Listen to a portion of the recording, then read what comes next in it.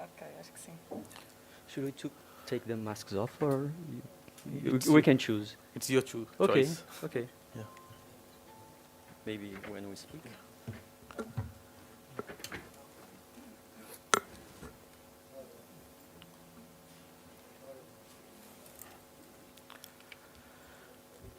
Good afternoon, all, and a very warm welcome to you all for attending this press conference. Today we have 3 films from World Panorama section of International Film Festival of India. The first one is Valentina, directed by Casio Pereira dos Santos. Second is Moral Order, directed by Mario Barroso. We have 2 lead actors of the film here. The director is not present. And the third film is a documentary project. Its name is An Impossible Project, directed by Jans Murer. First, I will give a brief about all the 3 films, and then I would request the directors and the actors to tell briefly about their films. The first film, Valentina. Valentina, a 17-year-old girl, moves to countryside of Brazil with her mother, Marcia, to start afresh.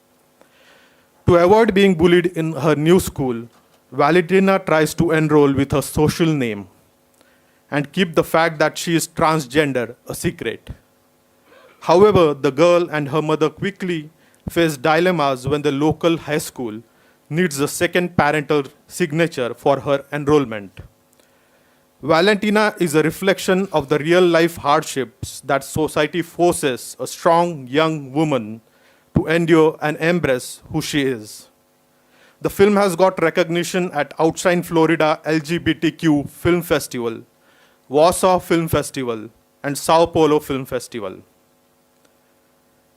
Mr. Santos studied cinema at the University of Brasilia, where he directed fiction and documentary projects. After finishing film school in 2003, he wrote and directed 8 short films. His works have been selected at several international film festivals and have received more than 50 awards. Valentina is his debut feature film, and he is currently working his second project. A very warm welcome to you. Thank you so much. Our second film, Moral Order, the director is not present here, but I would like to give a brief introduction about him. Mario Barroso was born in Lisbon in 1947. He then studied theater and directing at INSAS in Brussels. He is considered one of the best and most famous Portuguese directors of photography and has worked with many renowned directors. He has directed short films, documentaries, television shows, TV films, and 3 feature films. We have a lead actress, Vera Moura, present here from the film, and the actor, João Pedro Mehmed. He's also present here. A warm welcome to you both. Thank you. We have Jans Murer, who is the director of An Impossible Project. A brief about him. Based in Berlin, Mr. Jans Murer has directed documentaries in Soviet Union, South Africa, Israel, and the United States of America. And then he produced the Oscar-nominated The Last Station.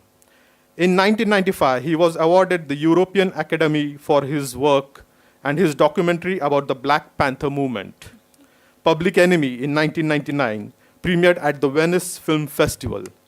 In 2013, he returned to directing documentaries like An Impossible Project. I would kindly request to give brief introduction about their films and documentaries. We will go in this order, Valentina, then Moral Order, and then An Impossible Project. Okay. Valentina, the idea to make Valentina started 7 years ago. We started researching for our first feature film after making 7 shorts, 8 shorts in fact. And we, during this research, we came to this fact that around 80% of Brazilian trans students, they drop out of school. They don't finish high school. And because the school environment is very, it's a hostile environment for them. They cannot stand that place, and they drop out of school. And that's a really big issue in Brazil. because Brazil is the country that most kills transgender people in the world. So there are a lot of hate crimes. It's related to prejudice, and it's also related of ignorance. People don't know this universe, and trans folks, they suffered a huge bias in school. They drop out of school, and they cannot access the job market because of this. They don't have a diploma to show. So when they knock on a company to ask for a job, for example, they are in disadvantage for two reasons: because they don't have a diploma, and because there is prejudice. And when they cannot access the job market, they end up being marginalized. So if most of the Brazilian trans persons, they are in prostitution nowadays, it all starts in school, because the school is an environment that doesn't accept them. And it still is a huge problem in Brazil, and we realized that it was a movie that should be made to make this issue more visible and maybe start to change reality. I mean, if you want to change reality, you should make the issue visible. So we did this film to shine a light on this issue and try to, give visibility to this issue and try to change the reality of these people. Okay, thank you. I would like to now give a brief introduction of second film, Moral Order. In 1918, Maria Adelaide Coelho, heiress and owner of a prominent newspaper, abandoned the social, cultural, and family luxury in which she lives to escape with an insignificant chauffeur, 22 years younger to her. The consequences of this decision will obviously be painful and morally devastating. We have two lead actors who can brief us more on the film. Over to you, please. Hi. So the movie is about it's about women's freedom, especially this Maria Adelaide, which is unfortunately it is a true story in Portugal. It really happened, and there's a woman that she needs to take a step and leave her house, her high society class, her costumes, everything, because she was one of the most richest families in Portugal. So and my part my role in the movie, it's also about, I'm the maid. I'm her maid, actually, and I get pregnant by her husband or her son, which is kind of mystery for everyone. And I'm also one of the girls that is free. And it's about that. It's about women trying to find their voice in society, and who has a voice and who is using it, or who can't have a voice, can even have a voice, like me, like a maid that cannot speak. Even if she wants to, she can't. And I don't know what to say more. It's a beautiful movie, of course, because Mario Barroso, he does the photography. I think it's like, that's how you say. He's directing and does the photography, and he's amazing. It's a movie with every scene is like a painting. Then you have a little bit of Caravaggio. Then you have it's beautiful. It's a very beautiful movie. It's very beautiful. I would request Joe to please tell us something about the movie. Hello, everybody. I played the chauffeur. Maria Adelaide, this character portrayed in the film by the great actress Maria de Medeiros, she runs away from her environment out of you don't know really what's her motivation. It could be out of vengeance, out of love, but other men, other alienists of the time think it's out of madness. They decrete it as out of madness because in that time, as Vera was saying, women didn't have a real. They did have a voice, but they couldn't express or make Make her voice. make her voice heard. So she's hospitalized by the great alienists of the time because she did a thing out of freedom. And what can I say more? It's a very beautiful movie. Very theatrical. It's very theatrical. Also. Yeah. And Theater is a big part of the movie.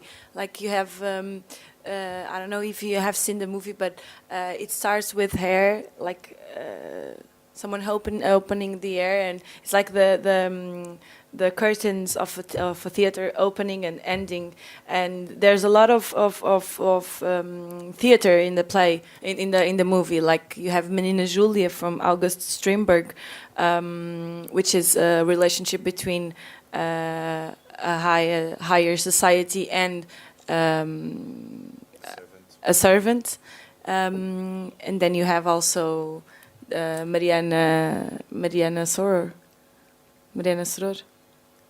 You have a lot of plays in the movie. Okay, thank you so much. Our third film is a documentary, An Impossible Project. I will briefly introduce the documentary.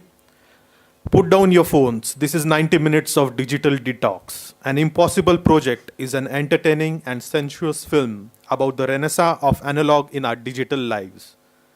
We follow an eccentric scientist as he embarks on a fierce mission to save the world's last Polaroid factory. An inspiring underdog story of a 21st century Don Quixote and a sumptuous invitation to fall in love with the real things. The film is fully shot on 35mm. The film got officially selected in Istanbul Film Festival and Rotterdam International Film Festival. We have the director of the film, Jans Murer, with us. I would request him to please let us know more about the film and the project. Thank you, with pleasure.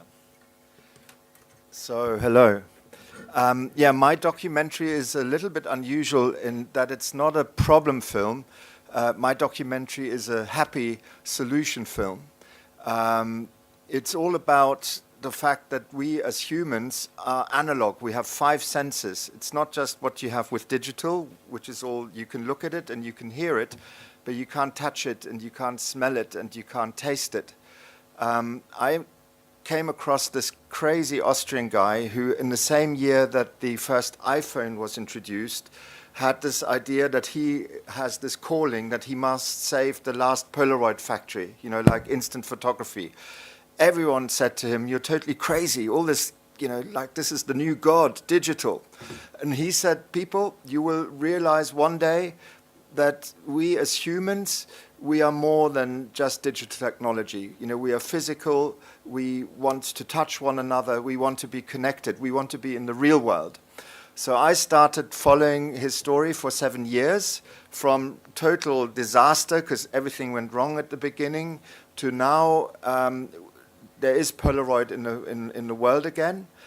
But it's a metaphor for something that you know, we all experience, and I know from my screening here in Goa, the reaction was the same as in Holland or in Poland, for example, that many people, you know, there are lots of good things about digital life, but you want everything to be digital? You never write a love letter again?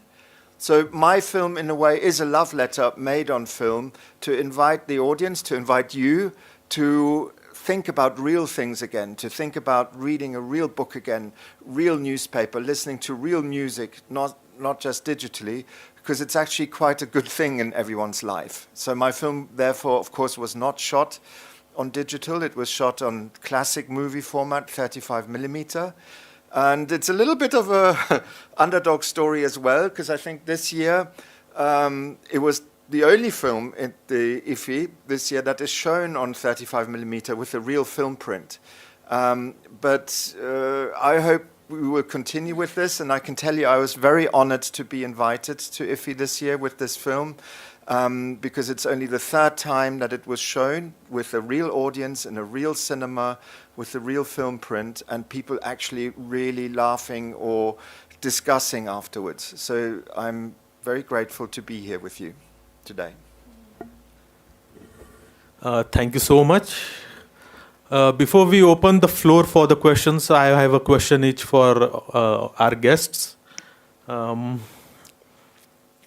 would like to ask Mr. Casio Santos, the director of Valentina, what was your inspiration behind making this movie? I saw the film. I got a chance to watch it yesterday evening. So I liked it. And was there any reason behind casting a transgender actor for the film? Wouldn't be a female actor could do the film? Did you have any thinking behind that? If you would like to elaborate, please. For us, it was really important that the actress was a transgender actress, because I think it's important to have transgender people in the screen, because the film tells about the story of a marginalization of this character.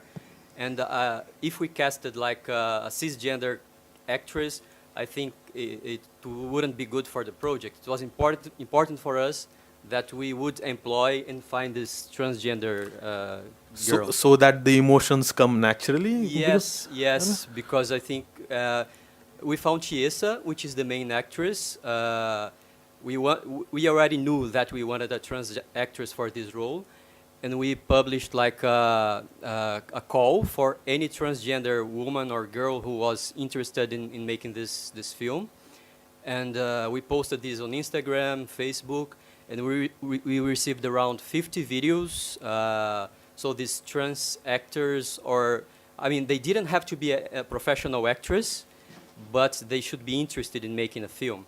So they recorded a video, like a really simple scene with a friend, and they sent these videos to us through the internet, and we received around 50 videos from transgender girls from all over Brazil, and we found Chiesa, which is the main actress. In Brazil, after she sent that video, we realized she was a YouTuber. She already had experience with camera, so she had like several followers. But we wanted to make sure that she could act for film, which is different from YouTube. I think it's a different medium, a different language. And we invited Chiesa to our city so that we could shoot some scenes with her and the actor who was helping us. And we found that she had potential for cinema too. So it was a long process to find the right person. But we were really happy we found Chiesa, because she's really talented. And it was really special for her to be in a movie. She said it changed her life. Yeah, she was outstanding in the film. Yeah, she is, yeah. Thank you. Okay. My next question is to the actor and actress of Moral Order. Was there any special you made for the role you were casted in? And what you thought about the story of the film? Did you think it's primarily a woman-centric film? Would like to know your thoughts on that.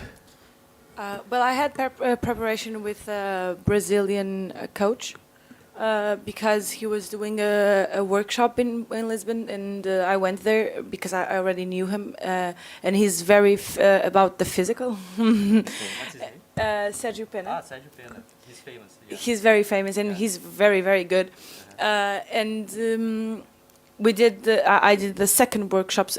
There were 2 workshops, and I took the first and the second. And the second, you could bring your characters to the workshop, and I didn't even make the movie. It was like 2 months before we were going to do the movie, and I already played the character with other actors in the room, and it was very difficult because when you're playing a maid, a servant, which is kind of necessary to give a shout out to this word, because in Europe, when you have, how do you say, empregada?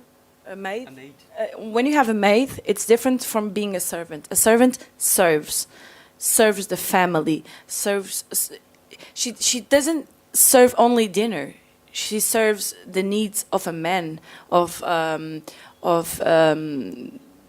everything. Like if he wants sex, you serve.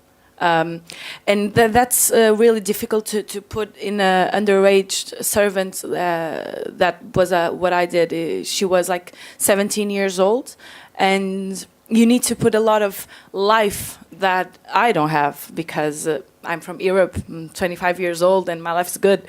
And so you need to take a step back to give 2 steps in front, and that was a beautiful process. But I think if the movie, your question is if the movie is about woman centric, whether it is a yeah, I think it is. And Mario, it's not the first time that he has like the women are a big thing in the movie. So I think he has a love story about about Portuguese women, I think.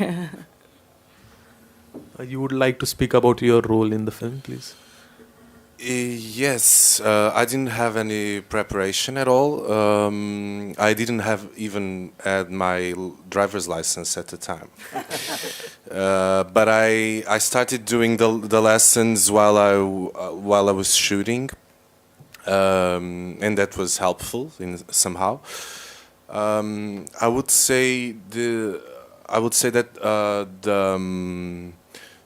all characters gravitate around the main character, Maria Adelaide, and it's like everyone is connected through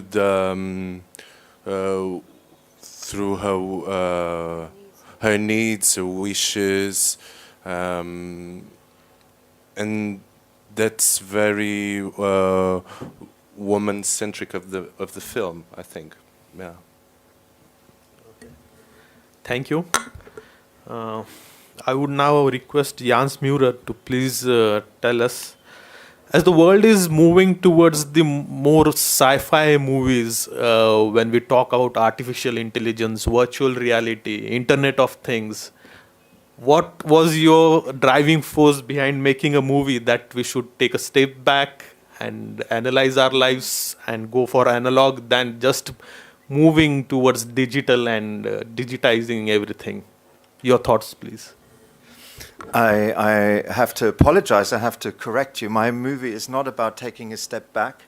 My movie is about taking a step forward.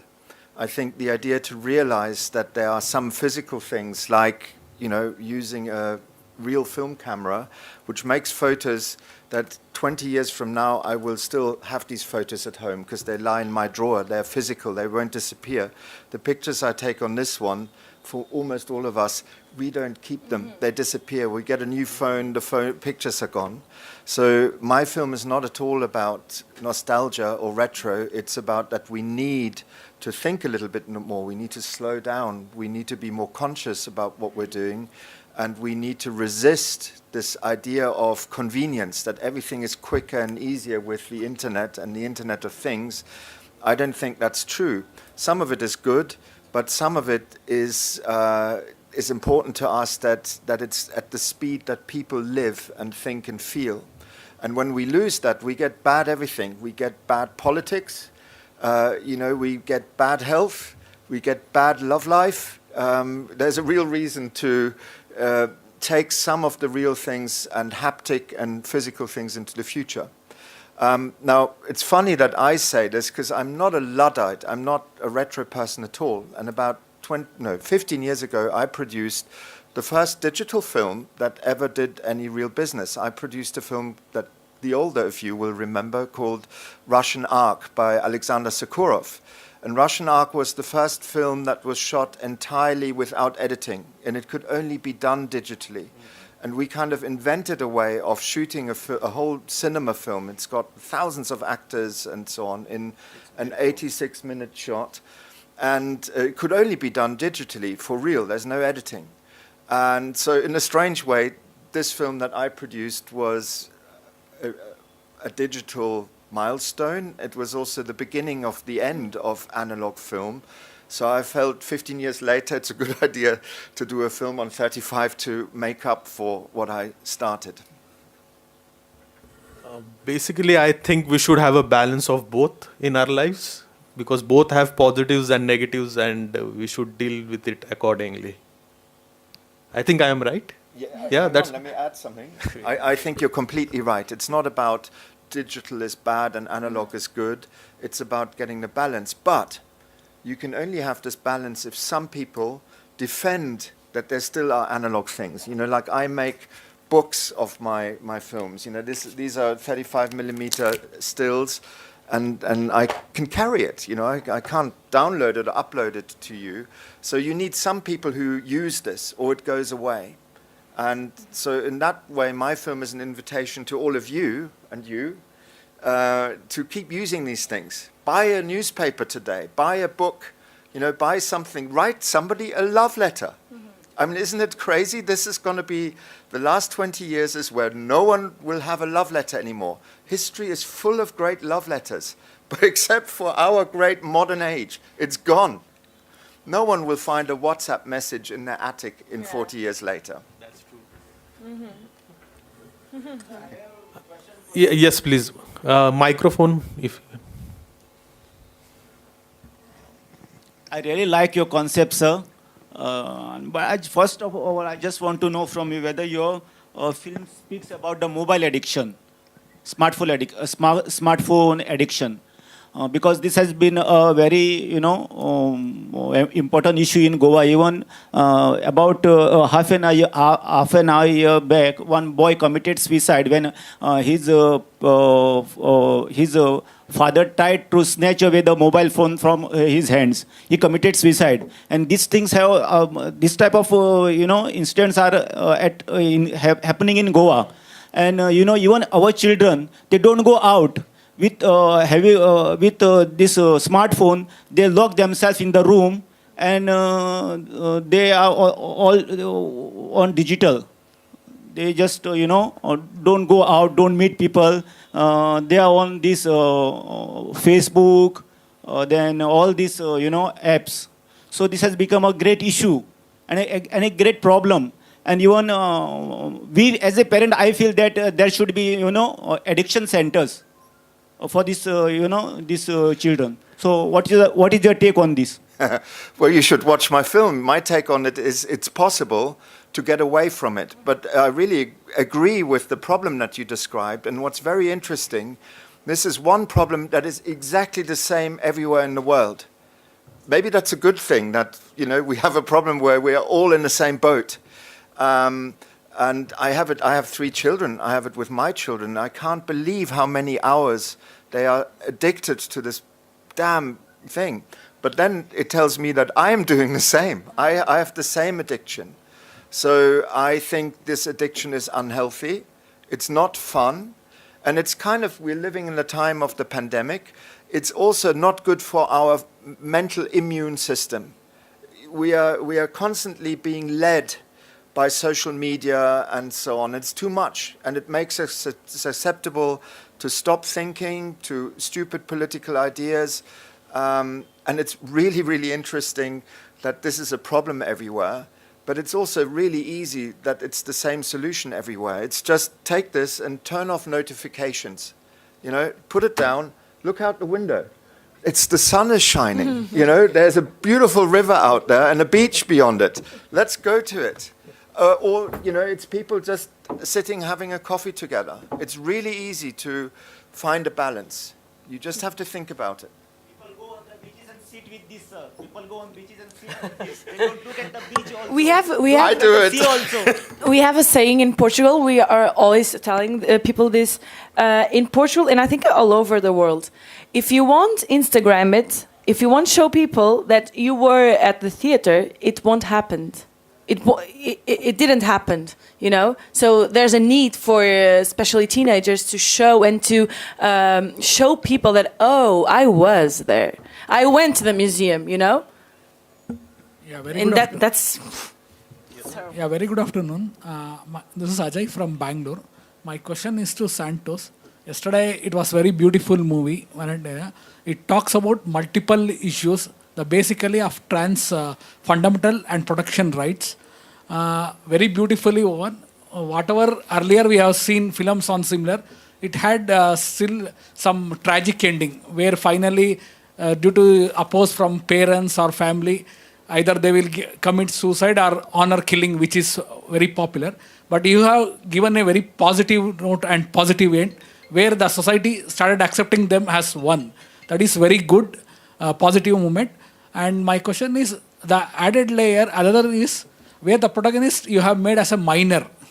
Because so far, whatever we have seen other movies, they will be major adult, they can take their own decision. Other thing, though you have told, apart from minor, a single parent, even though in communication they say we have not divorced, but the father will be away. So what made you these two things to bring in your story? Is there any reference or any research which you have gone? One is the minor part where the protagonist is still a minor. Other is the single parent. Added two new challenges to this whole transgender community. Thank you. About the relationship with her parents and... No, I mean, what made you to make a protagonist as a minor still in the movie? Because most of the movies on this one, it will be major, above 18, adult. And added to that, you have made that for minor, there is no only single parent. She will be brought under single parent, even though father is away, like that. This too is added later. I think the problems that are shown in the movies wouldn't have arisen if she is a major and she has completed 18 years of age. Yeah, So, you're right. Yeah, that's the question. Yes, because in Brazil it's really common. You have like a single mother, and sometimes the fathers they abandon the kids and they travel far, and it's really common that you have like a single mother raising a kid by herself. So I think that's the motivation for the film. She wants to enroll with her social name, but the principal, the school tells, okay, you need the signature of your father too. That's the law. And that's her motivation. They start looking for her father. That's like the dramatic objective of the movie. Because if she was like a 18-year-old girl, the story wouldn't take place. So it was important for us that she was a minor. Thank you, sir. Very good movie. Okay, thank you.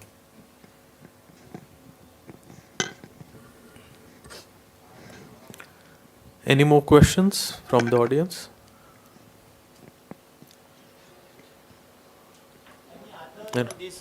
Any other festival where you have this movie has been shown? The question is for me? For you. Okay. If it was shown at other festivals, yes.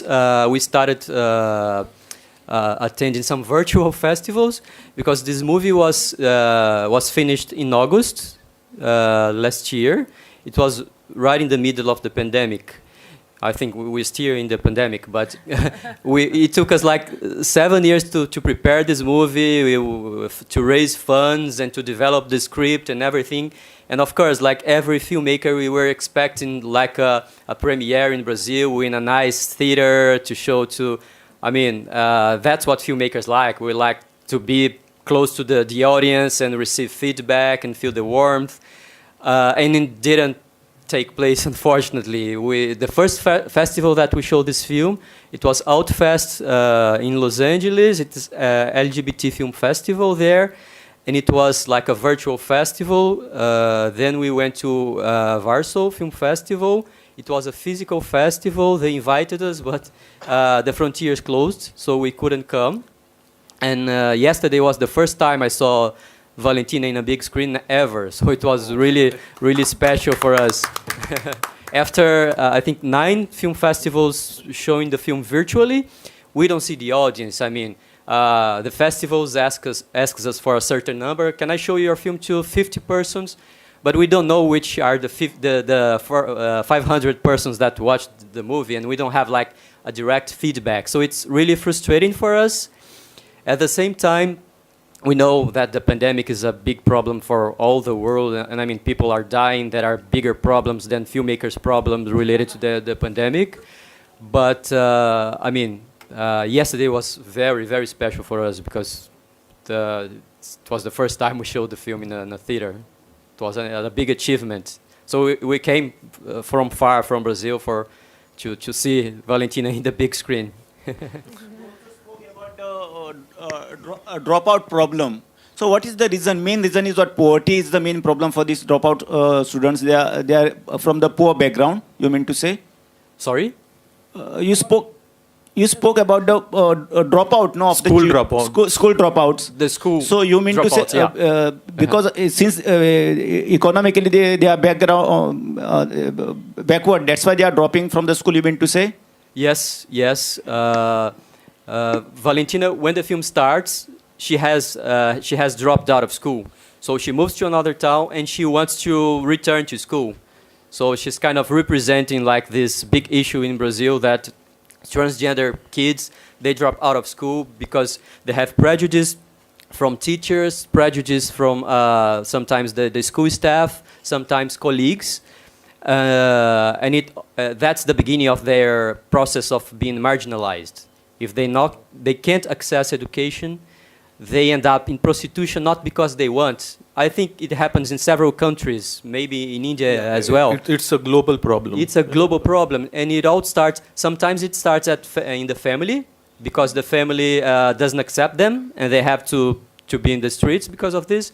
And the other big part is schools are not inclusive, so they drop out of school and they don't have a profession. They end up in prostitution not as a choice, but because they have to survive. So it's a global issue. Okay, thank you. Before concluding today's press conference, any final remarks that our guests would like to make? I would request Vera Mora and Joe Pedro Mehmed to start first. Final remarks on your film, on your visit to India, Well, about IFFI. it takes a lot of courage to still do a festival during a pandemic. So good. And the thing that is popping in my head right now, it's let's get a balance in our life. The word is balance. Thank you, and balance. I would say I'm very curious to see your films. But I want to see yours too. and maybe we can come back next time. It's very nice to be here in Goa. Thank you. Anyone of you have seen any Bollywood films? Anyone of you have seen any Bollywood films? Of course. Yeah. We saw one that was with a gladiator. I don't know. I don't know. Como é que se chama aquele? There were a lot of slow motion, and then a lot of a lot of things. Must be Bahubali only, I think. He's a gladiator. Okay. Is there a nice Bollywood film that you recommend that's playing this year? Which one would you recommend for us to watch? This time there were no much films because of pandemic. No much films were released. Yeah. So there are no new films in IFFI this time. Whatever OTT releasing, it's not a big cinema experience. For small screens, like content oriented, they are releasing. Still the big cinema, real theater experience, they have not opened up. Okay. Slowly now, in next 2 months, it will be.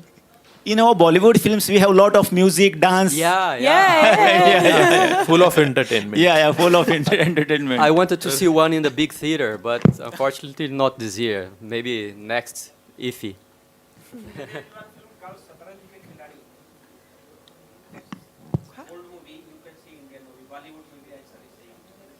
The movie name is Shatranj Ke Khiladi. I think it's Satyajit Ray, directed by famous director Satyajit Ray. Yeah, I saw one of his films in a museum in Rio some time ago. Yeah. I would now request Mr. Jans Murer to give his final remarks. Well, I am from Bavaria in Germany, the Alps, the mountains where they make Bollywood films. So, so in Germany, you know, we have a connection. But I join you in saying it was really great to be here in a physical festival. I think it's amazing that, you know, we have colleagues from Brazil and from Portugal. I'm from Germany, that you are bringing together here in Goa. And all I can say is I've already finished my next film, but it's kind of stopped because of the pandemic, and it could really fit in here. It's another documentary on film, and it's got singing and dancing in it, because it's a funny film about the strange people in Europe called the Brits. And I think you might really enjoy it here. It's called Seaside Special. So tell the programmers, and I'm happy to be back. We look forward to it. Your final remarks, Mr. Santos. Your final remarks. Okay. I'd like to thank the festival and everybody involved in the event for inviting us, and it's really great to be here among other filmmakers. I didn't think it was possible like 1 month ago, 2 months ago, to have a festival in the middle of the pandemic, but you have proved that it's possible, and I'm really happy to be here. Thank you so much.